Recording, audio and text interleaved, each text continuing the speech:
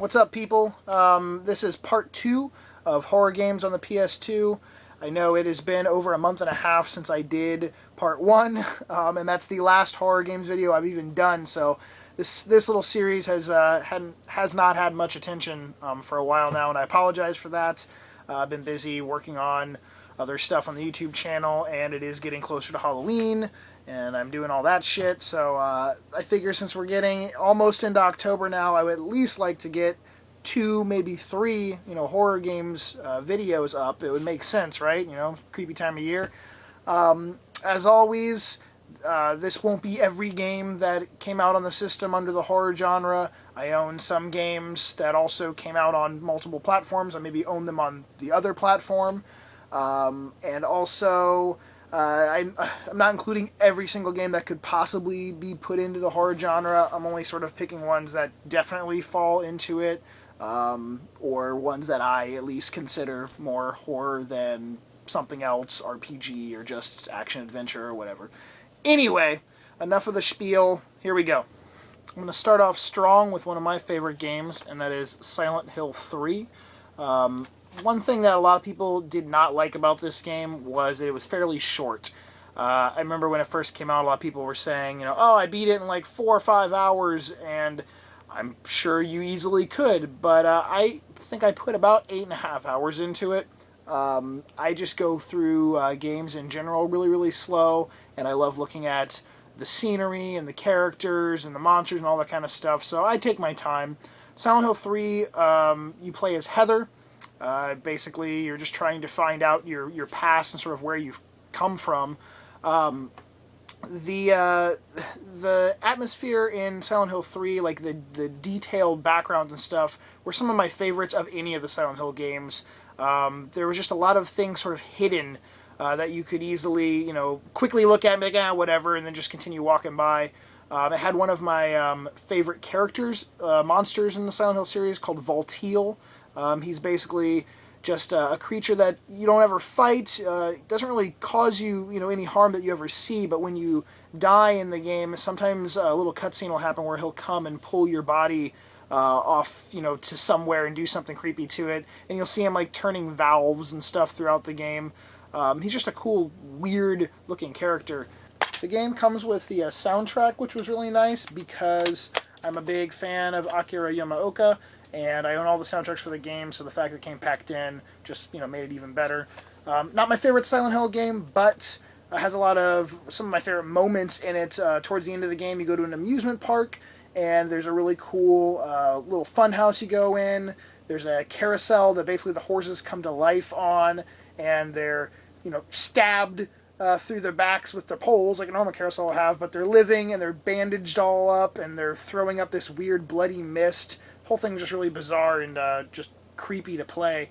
The second Silent Hill movie, which as of making this video is not out yet, so I haven't seen it, takes a lot from this game. I mean, Heather is the same main character in the movie and in the game, and it uses even parts from the amusement park. So I'm really looking forward to the movie, just for the fact that I liked a lot of the scenery and atmosphere in this game, and hopefully it translates into the movie. So go check out Silent Hill 3.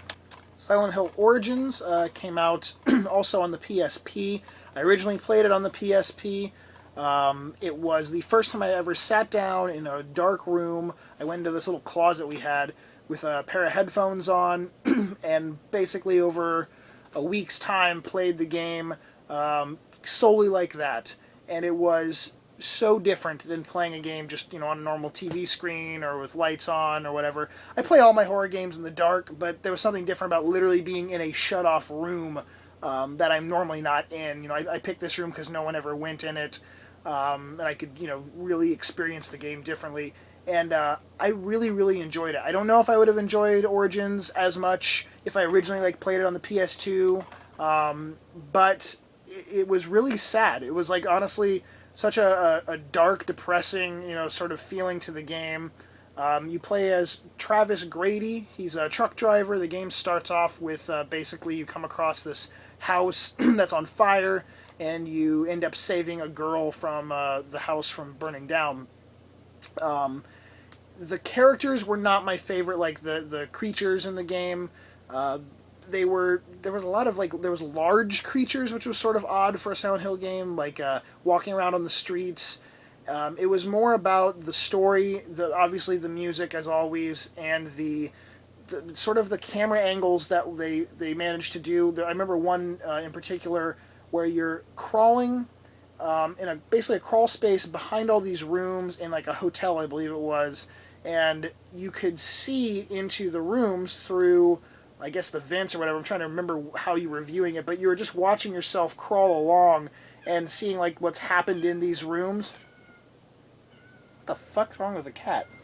She wanted to come say hi real quick, guys. So, alright, say hi. You like horror games? I love horror games, yay! Alright, go away. I need to finish this.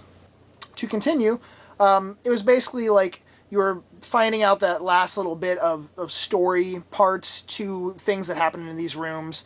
I remember one was like a murder. I think one was like maybe a peeping Tom, like the owner of the hotel or something was peeping into like the rooms or whatever. Regardless, it stuck in my mind, and there was a lot of things in this game that happened like that. So, not one of the more popular Silent Hills because it originally came out on the PSP, and a lot of people just weren't playing horror games on the PSP. There's such a small library on them. So, check out Silent Hill Origins. Up next is Lifeline. This game is pretty unique because you have to have a headset to play the game. The reason being is your voice controls this lady right here. Her name is Rio. The game takes place on a space station hotel that had just opened up and now is being attacked by alien creatures, and they're eating and killing your guests. You're locked in a room, basically your character in the game, and you're commanding her to do all the gameplay and to basically, save the space station, save yourself. It had over 1,000 voice commands you could use, but they didn't work sometimes. It was sort of frustrating because it just seemed like you could repeat the same thing over and over and she just would not respond to it. Still very unique and definitely a different type of game. I can't personally think of especially another horror game that was really anything like this. It's not really super scary or anything, but it's still worth at least checking out if you want to see something that's definitely unique. Here we have Clock Tower 3. I own the first two games on the PS1. They're like a point-and-click style horror game. The third one, you actually get to control the character's movement.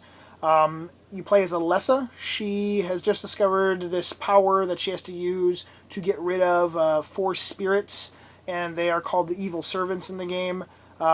They live off of the dead souls of the people they've killed, and you have to solve mysteries around those dead souls to help save them. All this before the clock tower strikes midnight. I remember I put a decent amount of time into this game. I did not beat it. It was fair, to say the least. I actually kind of liked the style of the first two games a little bit more, just because I hadn't really played a lot of point-and-click games at that time. Even to this day, I really don't play a lot of point-and-click games at all. But they were some of the first horror ones I ever played. So this one became a little bit more similar to other games that were a little bit better, at least in my opinion. So it's still worth checking out, especially if you played the first two and you just kind of want to say you've played all three. So Clock Tower 3.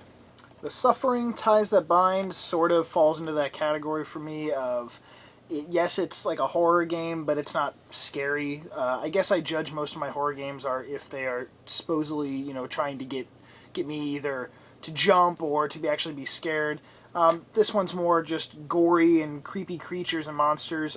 Some of the creatures in this game were actually designed by Stan Winston, which was pretty damn cool.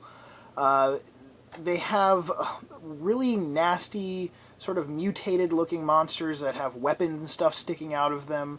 The first game took place on Carnate Island. I own the first game on the Xbox, and the second one takes place on the streets of Baltimore. You play a guy named Torque, and it's definitely just sort of a action-packed machine gun, shotguns, blowing up these nasty mutant monsters. But still pretty damn fun, and I actually enjoy both games in the series quite a bit. Kuon is a very Japanese-influenced horror game. There are two Fucking Joey. So many fucking interruptions in this video. There are two main characters, both chicks. One's name Utsuki, the other one is Sakuya. Utsuki is looking for her father with her sister. The game takes place in this mansion, and they get separated. The sister disappears. Now she's by herself. The other character, Sakuya, she is an exorcist in training. Her master sends her and 3 other disciples to figure out why there's so many demons at this mansion, and they end up all wanting to discover the answer first. So they separate, and now she's by herself. Cool creature designs in the game. I don't know if you'd be able to see on the camera, but this thing right there is this big white nasty looking Yeti guy. If you like games like Siren or the Fatal Frame games, it has a lot of Japanese lore and things like that in it, so maybe you'd be interested in Kuon. Demon Summoner did not come out in North America. This is the PAL version of it. You play a character named James Farrington. The story takes place in like 1888 in England. It's based around your infant son was brutally murdered, your wife is a vampire, and you're trying to basically save her. There's this horrible ritual that's going to take place, and you have to, stop it. The creatures and monsters in the game, ghosts, werewolves, demons, and the weapons and ammunition you have to use match up, to what you're fighting. So it creates a little bit more of an interesting gameplay element instead of just mowing everything down with a shotgun or something. It's a first-person shooter. It's okay. I only played a little bit of it, so I can't give you a full review on how long it is or stuff like that. But the dialogue's kind of lame. I would give it a lower end score of horror games to check out. But I picked it up for my collection because it's a horror game, and it's one that didn't make it out to America, so that's sort of on my list to try to find all these ones that came out in Europe. So, and the last game is Extermination. I haven't really given this game a fair shot, so this is more of me just saying, hey look, here's one more horror game to check out on the PS2. The game takes place in Antarctica.